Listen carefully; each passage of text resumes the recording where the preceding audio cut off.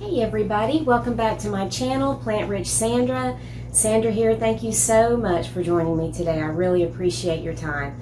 Today I'm going to demonstrate a recipe for you that I've been excited about trying, and I'm taking today's recipe from The End of Dieting, and it is called Creamy Cabbage Soup.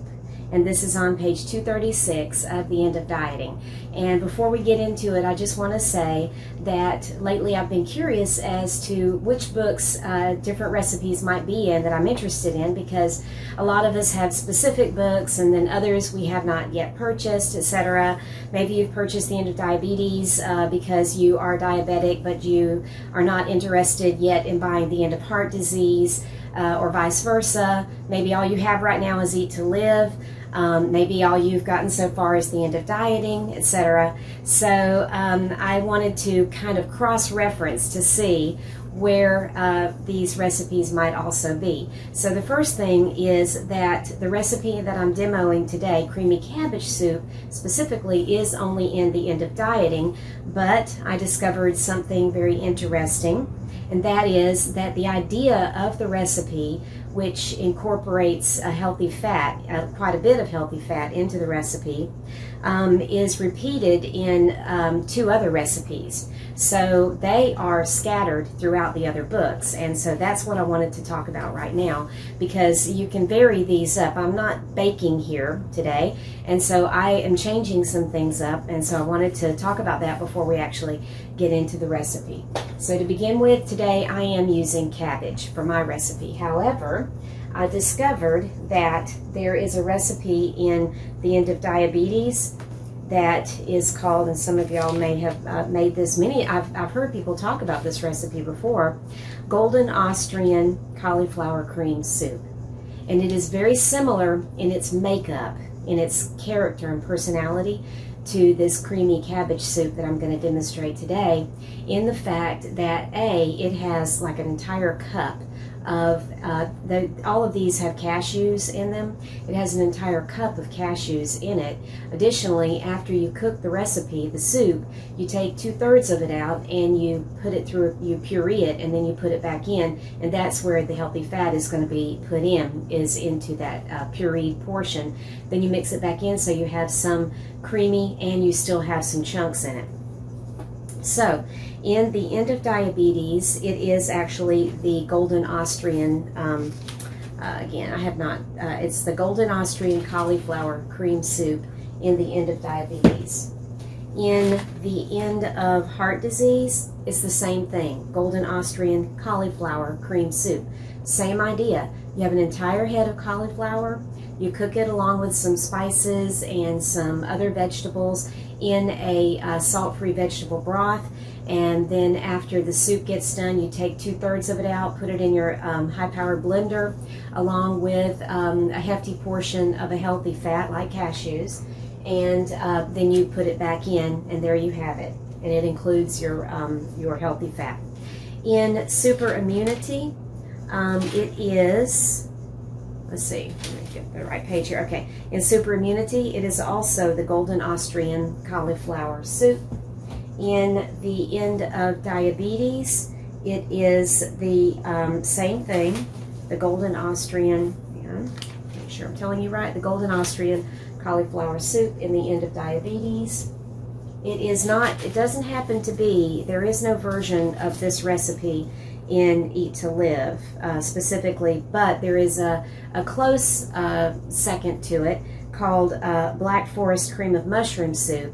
So I just want to mention that that one does involve a little bit more work, but and it has a lot more ingredients than what I'm talking about right now. But you know, I just wanted to mention that that one has mushrooms, whereas the one I'm doing today doesn't have mushrooms in it. Okay, and in the book Eat for Health, okay, in Eat for Health, it is, there's the Black Forest Cream of Mushroom Soup and the Golden Austrian Cauliflower Cream Soup are both in there.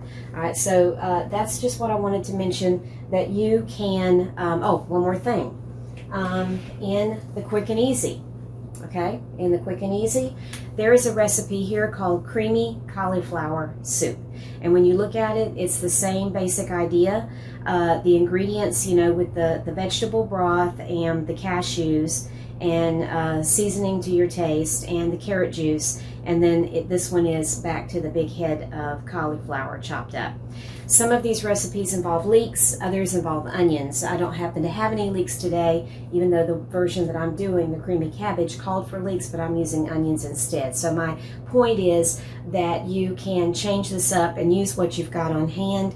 And my sister-in-law has trouble with cashews. So today I'm going to try this with macadamia nuts. And I just wanted to mention that. I'll probably say that again, but anyway, I just want to mention that. So, in almost every single cookbook, you're going to find a variation of a creamy soup like this. Okay, so we're going to get started now, and I'm going to show you all of the ingredients to the soup that I'm making today. Okay, let's see what is in this creamy cabbage soup.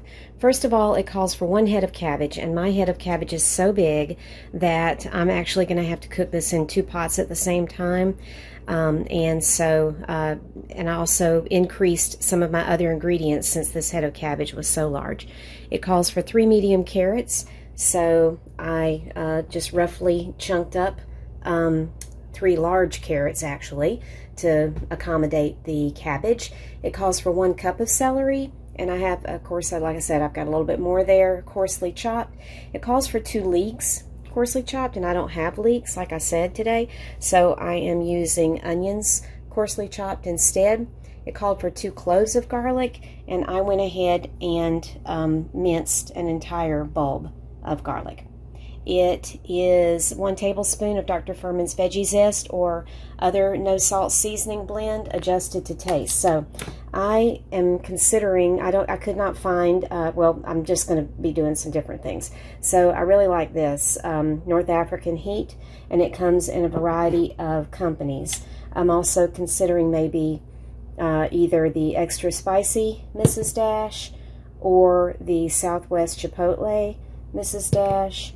And then it does call for some cayenne pepper, and I don't have any cayenne pepper here at the house. I know I have some at school in my filing cabinet, but not here. So I may use crushed red pepper, or I might add some chipotle chili instead of cayenne, or I might add some ancho chili. Since I'm going to be cooking this in 2 separate pots, I may mix it up. It also calls for 2 cups of carrot juice, and I happen to have 5 cups, and so right there are 3 cups, and I have more in the refrigerator. Please see my previous episode on how to make carrot juice if you don't own an actual juicer. I did post an episode on that. It called for 6 cups of low sodium or no salt added vegetable broth, and so what I did, have you priced no salt vegetable broth lately at a grocery store? It's ridiculous. So we make our own, and all I did was take 2 bowls of my stew out of the freezer. I thawed it just enough that I could put it into the Vitamix, and then I blended the heck out of it. I added absolutely nothing to it. I just blended the heck out of it. And then I put it in that nut milk bag right there, and it took me quite a bit of time, but I squeezed and squeezed and squeezed until I was left with the juice and this pulp, which looks disgusting, but this is the pulp that was left over. And if you watched my episode on how to make carrot juice, then you saw me squeezing and squeezing that nut milk bag. But I just wanted to tell y'all that I learned something more this morning when I was squeezing the nut milk bag to get this broth, and that is that if you'll just take hold of the corner of the bag and not squeeze the entire contents, but just squeeze one little corner and be patient and keep going, you will actually get even more out. So I could have gotten more carrot juice if I had just done that with the pulp from those carrots. But now I know. Anyway, this is super dry because I was patient with the tedious process and managed to get as much as possible out. And I'm just gonna, that looks pretty disgusting. It's fine, but I'm not gonna do anything with it. So I guess I could. I do have a dehydrator, I just never used it. I could probably make some little crackers out of that. But anyway, that is my my no salt added vegetable broth. And it calls for some nutmeg. So I actually do have a little nutmeg here. And it calls for half a teaspoon. I'm probably going to add a teaspoon. And then there next is the little tiny bit, like 1/8 of a teaspoon of cayenne pepper, or to taste. So I'm going to add some other sort of heat since I don't have any specific. 5 cups of chopped kale leaves or baby spinach. And so I have quite a bit here of fresh, beautiful kale, curly leaf kale that I chopped up pretty small, because I really hate digging into a soup and dragging out this long string of greens. You know, I hate that, so I made sure that I chopped that pretty fine. And then it says the cashews, 1 cup, but instead of cashews, I'm going to be using the macadamia nuts, so that I can share some of this with my sister-in-law, who is also like an 80% nutritarian and cannot eat cashews. Okay, so that is everything that's in it. And the first thing that I'm supposed to do is put all of the ingredients except the cashews in a pot, cover and simmer for 30 minutes or until the vegetables are tender, and then that is the first thing I'm going to do. So here we go. I haven't started the stove yet, the 2 burners, but I just wanted to show you I've got everything in there. And I ended up going with the North African heat in the left pot and the Southwest spicy Mrs. Dash in this pot. And then I added ancho chilies to one and chipotle chili powder to the other. And then they both got a little generous dollop of nutmeg in them, ground nutmeg. And so I have, like everybody, I've got various sizes of pots.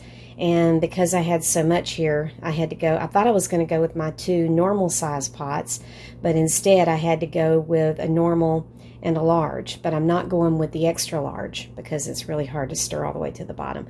Okay, so now I'm going to go ahead and turn them on and put the lids on them and keep an eye on them, and then, you know, they're supposedly going to be done in about 30 minutes, so we'll see what happens. All right, so my 2 pots of soup are cooked now, and I want to go ahead and say that one of them started, I think it was this big one here, started looking a little bit dry, so I went ahead and added the rest of my fresh carrot juice in.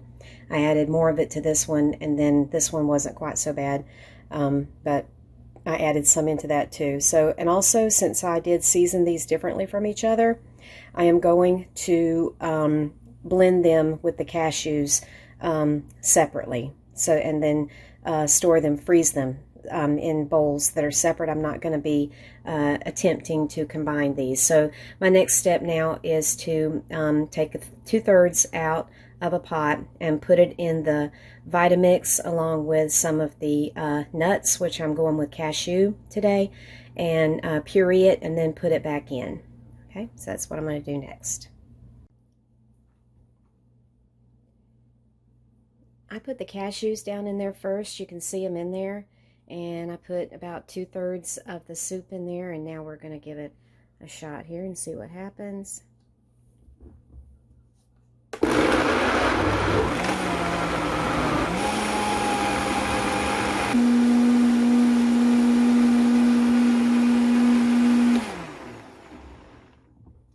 Alright, so about, I don't know, about 1.5 minutes of pureeing, and there we have it. Okay, now we're going to add that back in to the remainder of the chunky part. Folks, words can't express how good this smells right here. Look at this. Oh my gosh. Does that not look amazing? I am going to make a bowl, take my silly little picture for my cover shot, and I'm going to sit down and enjoy a bowl while I watch Downton Abbey rerun, beginning of season 6. Yum.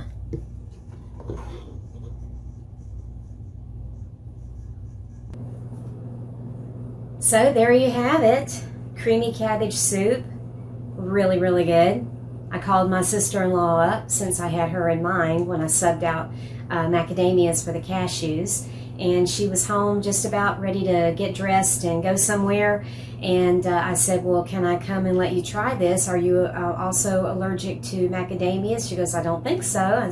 Because I guess I'll know in 24 hours. But would you like to try it? Yeah, bring some over. And she had the same, oh my God, attitude that I did. She wouldn't let me film her reaction to it and be a guest on this episode, though, since they were getting ready to go somewhere. She didn't have makeup on or nice clothes or anything, so she said no to that. But she did. She had the same holy crap attitude. It was really, really good to her, too. So I just wanted to tell y'all that whenever I first started actually paying attention to recipes and not just eating my raw vegetables and attempting my my lame soups, I did take notice of a specific recipe in the Eat to Live original book, and it was the Black Forest cream of mushroom soup that I mentioned earlier. And it is kind of tedious, it's kind of detailed, but I don't know what it was about it that made it so special. It could have been the carrot juice. It could have been the cashews. It didn't have that many, not like this one does. It only had a 1/4 cup of raw cashews for the entire thing, not a cup. But it also had mushrooms, and it had white kidney beans in it that you took 2/3 out and you pureed it, just like I did today. So the first bowl, I remember at the time I was like, needs salt, because I was pretty young into this. And by the time I got to that final bowl that I pulled out of the freezer, I was sad, because I loved it by then. It had the same addictive tendency to it that this one has. But this one was easier to make, a lot less ingredients. And so I just wanted to encourage you guys to give this a shot. But just remember that it does have a lot of your healthy fat in it. So that's, if you're still in weight loss mode, that's pretty much going to be your healthy fat for the day, is a serving of this. And it's either the healthy fat or the carrot juice that's causing, that really thick, or maybe a combination of the both. But this is an amazing recipe, and I made it my way with the spicier flavor to it, but you can go with whatever you want in it. You don't have to, you can change up your spices however you want. So that's all I had for today, and I just appreciate you guys sticking with me through this recipe. I highly, highly, highly recommend it. My sister-in-law were talking about what else you could sub out. You could maybe sub out Brazil nuts for the macadamias or for the cashews if you wanted to. Macadamias are rather pricey, and if you can't eat cashews and you don't want to spend the money on macadamias, maybe Brazil nuts. They're pricey too, but not like macadamias are. I have to order my raw and unsalted macadamias on Amazon. So please give me a thumbs up real quick. Don't forget. And also, if you have yet to subscribe, please subscribe. Also, please hit the notification bell so that you'll receive notifications of my next episodes. And feel free to share this recipe, and please try this recipe and let me know what you think in the comments down below. And if you would like a printed copy of this, then all you need to do is email me at sanka61@yahoo.com. Sanka, like the old decaf coffee, 61, the year of my birth, at Yahoo, and I'll be happy to send you a document on this, as well as my previous documents. I'll send you that. And if you happen to live in or near Webster, Florida, you're welcome to come to my Webster Eats to Live Nutritarian support group. We meet almost all Monday nights at 6:30 at the historic Webster Community Building, and anybody is welcome to come. We're going to meet this week, but we're not meeting next week. The October 14th, we won't be having a meeting, and then we'll meet again until the week of Thanksgiving. We won't meet, and then we'll meet again until we won't meet the 2 weeks of Christmas vacation for me, and then we'll get back into the swing of it in January. But we have several meetings until between now and Christmas. And I started a small group on Facebook that is called Webster Eats to Live Nutritarian, and you're more than welcome to send me a join request if you would like. We're not very active yet, but I'm planning on us getting a little bit more active. I made it up initially for the people that are coming to the support group, so I could let them know when we're having a meeting and when we're not, and that kind of thing. But I would like to grow that group as well. So Webster Eats to Live, and then in parentheses, Nutritarian. Monday nights, it's just called Webster Eats to Live here in Webster, Florida. And the email address is sanka61@yahoo.com. So you can connect with me in any of those ways that you would like. Okay, and I hope everybody has a great day, and we'll talk to y'all again soon. Bye.